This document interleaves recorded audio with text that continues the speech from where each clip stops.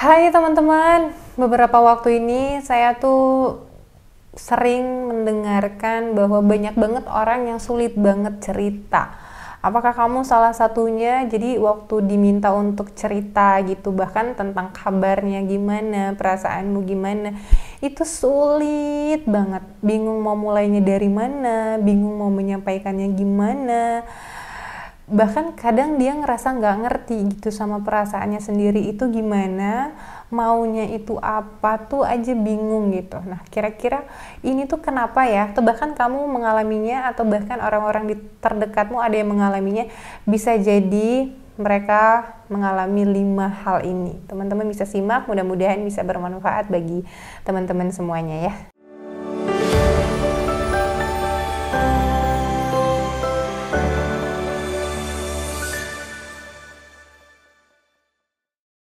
Ya, penyebabnya bisa jadi ada 5 ini teman-teman. Yang pertama banget, dia nggak punya kesempatan untuk menjawab sebuah pertanyaan.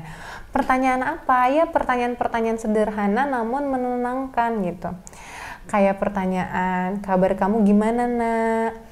Hari ini gimana kabarnya gitu ya, apa perasaanmu hari ini, ceritanya bagaimana nak gitu, ada apa yang terjadi, atau bahkan apa yang bisa ayah dan ibu bantu gitu ya. Nah, pertanyaan-pertanyaan sederhana seperti itu mungkin saat kecil dia tidak mendapatkannya, sehingga dia tidak terlatih untuk bisa mengungkapkan, mengalirkan apa yang dia rasakan. Bahkan tidak terbiasa juga untuk meminta bantuan, sehingga waktu udah gede kayak gini, pas lagi stuck banget, mentok banget tuh kelimpungan gitu. Bahkan untuk minta tolong sama orang terdekat, orang-orang yang profesional, mungkin psikolog gitu ya, itu dia nggak tahu, bingung caranya gimana buat ngomong bahwa aku tuh butuh pertolongan. Karena dulu waktu masih kecil ya gitu ya teman-teman ya, kita dipaksa semuanya sendiri. Jadi kalau mandiri tuh kayaknya keren banget gitu. Orang tua meminta kita, memaksa kita sendiri dong, kan udah gede. Padahal kita ini fitrahnya adalah manusia, makhluk sosial ya, dimana kita saling melengkapi, saling membantu. Sehingga sebaiknya nih teman-teman mungkin yang udah jadi orang tua, mudah-mudahan nggak terjadi juga di anak kita gitu ya, untuk melatih anak untuk saling tolong menolong gitu ya, nggak usah jauh-jauh untuk bakti sosial dan yang lainnya gitu ya. Kita mulai dulu aja dari keluarga kita untuk saling membantu, kakak adik membantu, ayah ibu membantu gitu ya. Dan itu nanti anak terlatih juga, oh kalau dia nggak bisa dia perlu minta tolong gitu, oh kalau dia udah nggak sanggup dia perlu sampaikan. Nah, hal-hal seperti itu tuh banyak banget kejadian sekarang, udah gede ngerasa nggak sanggup malah melakukan hal yang tidak diinginkan gitu ya, menyakiti diri sendiri, bahkan mencoba untuk bunuh diri. Karena apa? Karena nggak ngerti gimana caranya minta bantuan teman-teman. Ya Allah, semoga kita bisa jadi wasilah untuk membantu teman-teman kita yang membutuhkan ya. Nah, yang kedua, nggak punya kesempatan, tidak mendapatkan bahasa cinta dari orang tua, dimana orang tua juga nggak pernah ngungkapin sayang, ngungkapin cerita, sehingga dia merasa dirinya tidak berarti, tidak berharga, dan dia jadi kesulitan juga untuk mengekspresikan perasaannya. Karena apa? Karena dia jadi apa ya, ya nggak penting juga gitu, orang tahu apa yang aku rasain, kan aku nggak penting, kan aku nggak berharga.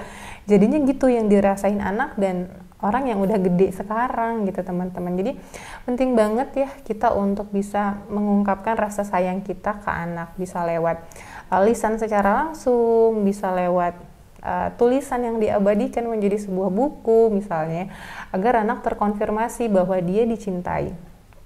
Dan yang ketiga, bisa jadi anak memang nggak punya kesempatan untuk mendengarkan. Kenapa? Karena kan anak itu peniru ulung banget ya. Jadi sebelum dia berani bercerita, dia akan melihat orang tuanya dulu. Orang tuanya sering bercerita enggak gitu ya. Kalau misalnya dia dapat kesempatan untuk mendengarkan cerita dari orang tua, dia akan melihat, oh kayak gini ya rasanya mendengarkan gitu ya, timbul rasa kasih sayang, dan oh ibu aja tuh mau gitu cerita sama aku, nanti aku kalau ada apa-apa aku mau ceritanya sama ibu. Nah biasanya orang-orang yang nggak dapat kesempatan untuk mendengarkan kayak gini gitu ya, dia nggak bisa melihat, dia nggak bisa meniru proses bercerita itu seperti apa, sehingga dia sulit juga untuk melakukannya. Nah teman-teman, yuk kita latihan untuk bercerita. Kalau misalnya belum bisa latihan bercerita, yuk kita latihan untuk mendengarkan. Nah, selanjutnya yang keempat, di rumah itu sibuk masing-masing. Kayak ikan yang ada di akuarium ya. Bersama dalam satu tempat tapi sibuk masing-masing aja gitu ya, berenang aja gitu ya. Lewat gitu ya, tapi sibuk masing-masing gitu teman-teman. Nah, mungkin di rumah seperti itu. Malah kalau ngomong tuh yang penting-penting banget gitu. Jadi nggak ada kesempatan untuk ngobrol hal-hal yang receh gitu ya, hal-hal yang sederhana. Padahal hal receh, hal sederhana itu kalau diobrolin, disampaikan dengan orang-orang yang kita cintai, itu menjadi sesuatu hal yang penting. Itu bisa menimbulkan emosi positif, bisa menimbulkan family bonding yang ada di keluarga kita. Jadi kita perlu nih gitu ya untuk mengagendakan duduk bareng gitu dalam satu ruang, tanpa distraksi apapun ya, tanpa televisi dan tanpa handphone, yang ngobrol aja gitu ya. Nah, di sini saya juga bersyukur banget sih. Dulu itu kami punya TV, tapi TV-nya rusak, dan setelah TV-nya rusak, kami memutuskan untuk tidak beli TV dan tidak ada TV di rumah kami. Dan itu sangat ngebantu banget. Kita jadi selalu mikir gitu, mau mesti ngapain lagi gitu bareng anak gitu kan. Kalau misalnya ada TV mungkin ya udah deh setel aja TV, terus anak duduk nonton selesai gitu ya. Nah, di sini kami dituntut untuk berkreativitas gitu bareng anak, mesti ngapain. Nah, ini sedih banget ya, kita nggak bisa mengulang lagi masa lalu kita yang dulu yang nggak dapat kesempatan untuk quality time, family bonding itu bareng keluarga kita. Nggak apa-apa, tapi kita bisa perbaiki, kita bisa olah masa lalu kita itu untuk melahirkan sebuah hikmah dan pembelajaran yang berharga. Gimana caranya? Kita perlu melewati proses inner journey, proses menyelami diri sendiri untuk kita beresin masalah-masalah yang ada di masa lalu, kita ambil hikmahnya dan kita pelan-pelan obati, kita sembuhkan luka-luka pengasuhan yang ada, sehingga kita jadi lebih mudah menerima, lebih mudah menghadapi masa sekarang, dan lebih siap untuk menghadapi masa yang akan datang. Nah, proses inner journey ini nih ada teman-teman materinya di event di program Self Bonding with Writing.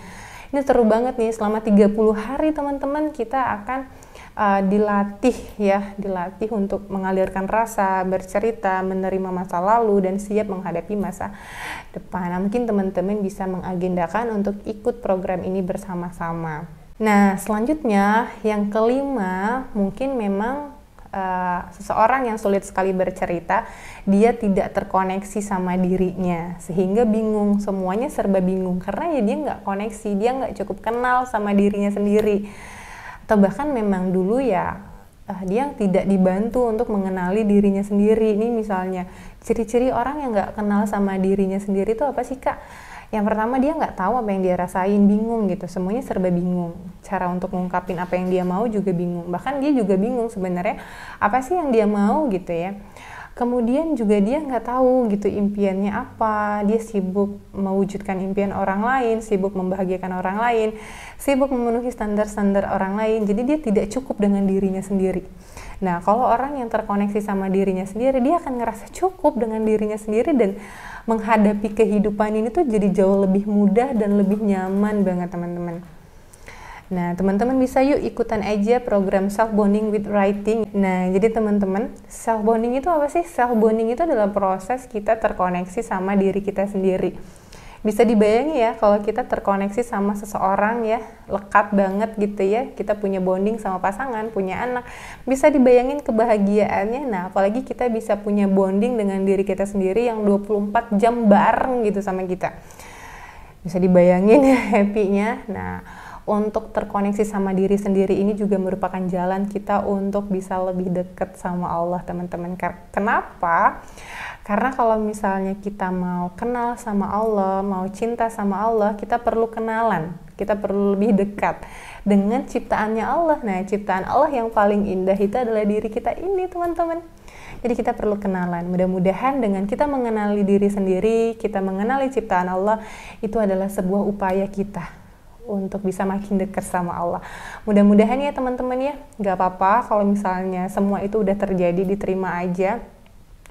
Mudah-mudahan nanti kamu bisa menemukan hikmahnya dan kamu bisa sampai di titik dimana kamu sudah sangat bersyukur pernah mengalami kejadian itu, dan pembelajaran itu bisa teman-teman syiarkan ke orang-orang dan bisa jadi bermanfaat, dan kamu juga bisa menguatkan orang-orang yang mungkin berada di posisi kamu sekarang karena kamu udah jauh lebih baik. Oke teman-teman, sehat selalu, cepat pulih ya yang jiwanya lagi sakit, hatinya lagi terluka. Semangat terus dan berjuang. Semangat!